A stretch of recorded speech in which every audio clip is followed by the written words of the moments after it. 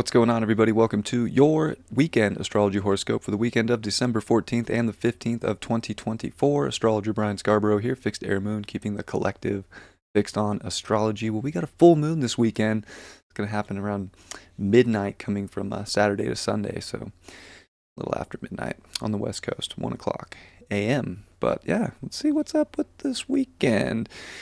We are going to see that moon in Gemini. It's going to start off the day on Saturday, square Saturn, which can definitely bring some emotional restriction. It can bring us having to do things that maybe we don't want to do, feeling a little constricted. Of course, Saturn and Jupiter are approaching their second square.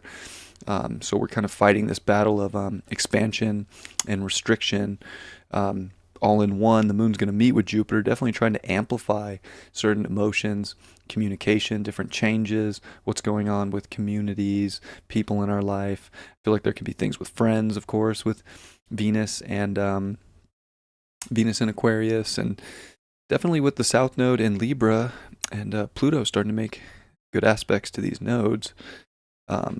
It's interesting. It's like really finding good times with people right now, being able to, express and have a good time, but also kind of getting met with deadline energy or having to get something done beforehand. And we're in this full moon, build up here, and Mercury's about to station on Sunday as well. It's interesting too, in the essence of we're in this sort of truth axis of Sagittarius and Gemini. And of course, Sagittarius is more of belief oriented, intuitive, knowing, doesn't necessarily need to have factual basis, a little more universal law, where the truth of Gemini is much more linear, it's much more fact based. So I think that's where if there was conflict, it's conflict of different belief or different story, and things could be getting amplified where there's a knowing about something maybe for our own personal selves, but how do we relate that with other people? How do we have good conversations? How do we stay open to other people's truths but still stay very dedicated and kind of on the path for where our truth is? The moon's going to sextile Chiron. I think when we know who we are and we know our truth and we're able to express that the best way we can and use factual backup as we have it. But if we don't, obviously we just got to kind of sometimes say, well, I believe that. It is what it is. It's a feeling, right? So we want to be able to trust our instincts, trust our intuition, but maybe some of that stuff doesn't make sense to other people, and I think that's okay. And it's just kind of like how you go about using that vibration. So we look at the full moon. It's going to be at 1 a.m. On the West Coast, of course, and 4 a.m. on the East Coast, but it is going to be with Eros, 23 degrees, very mercurial degree, 5 degrees, 2 plus 3 makes 5, and Mercury's stationing to go direct just after this.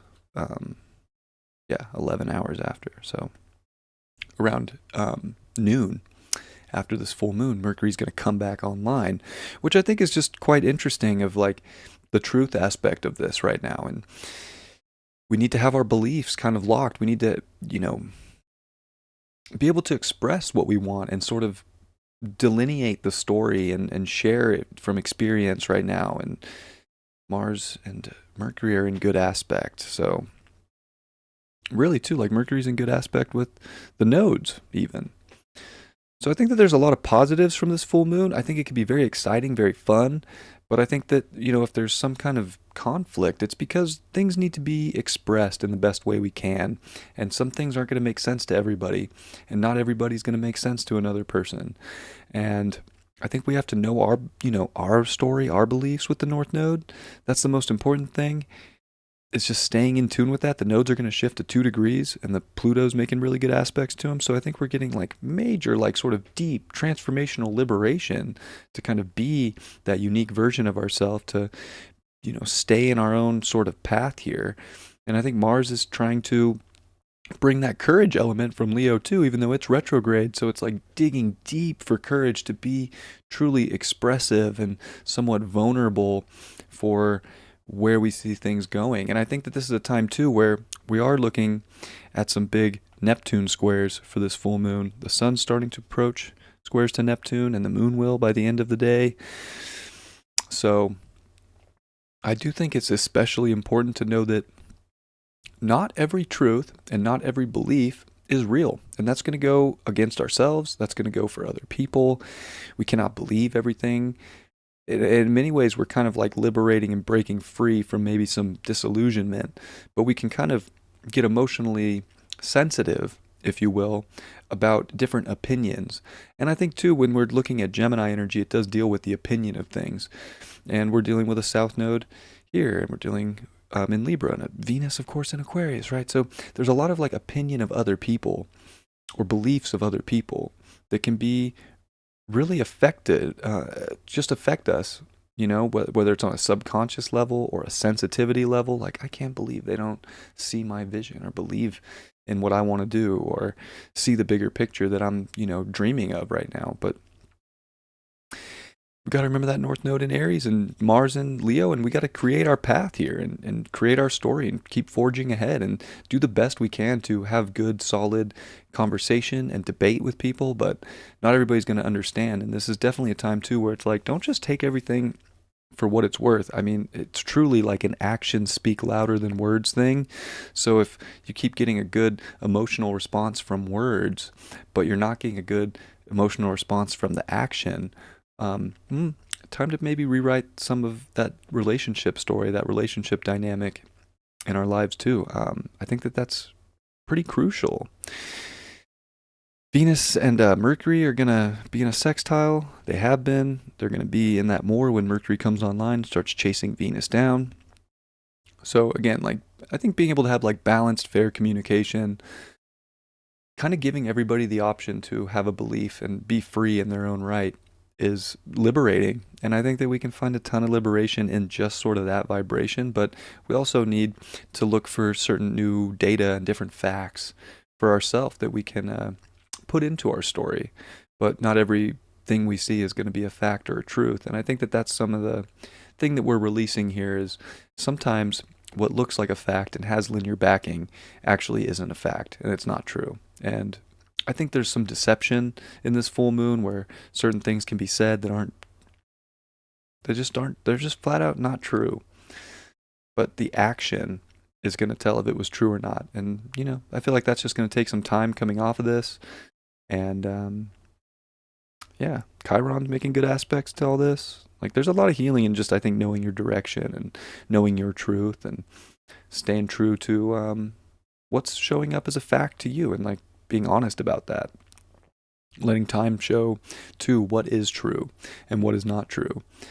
And trusting your instincts, and the instincts can be wrong, but that doesn't mean you shouldn't trust yourself. But you also don't have to go to war with people over it either.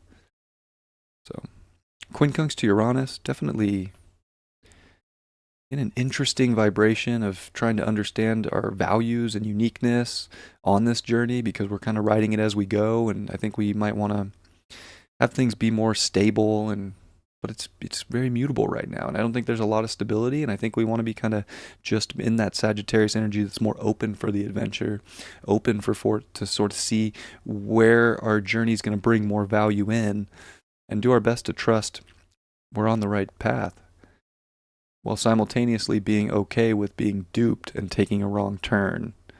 So, say don't be so hard on yourself, but definitely don't just take everything at face value off a word or a conversation. Like, your actions speak louder than words, and other people's actions speak louder than words. And I do think we're in a time this weekend where pay attention to that, and it's going to give you a really good opportunity to see what truths don't matter in your personal life and what truths do matter, and what's actually true and what's actually not true. Right, Blaze? All right. Hope you guys have a great weekend and a great full moon.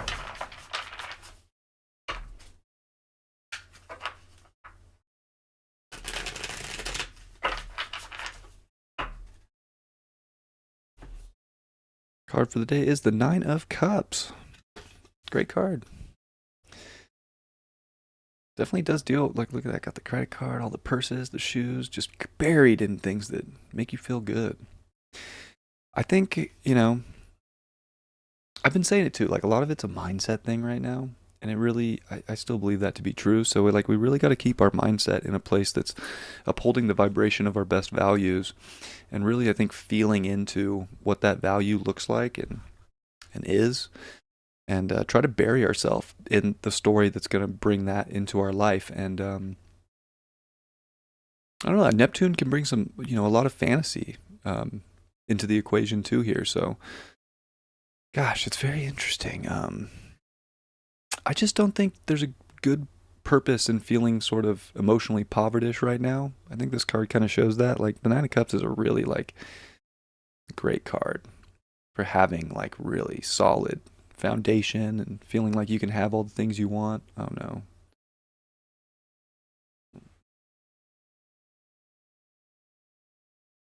Um,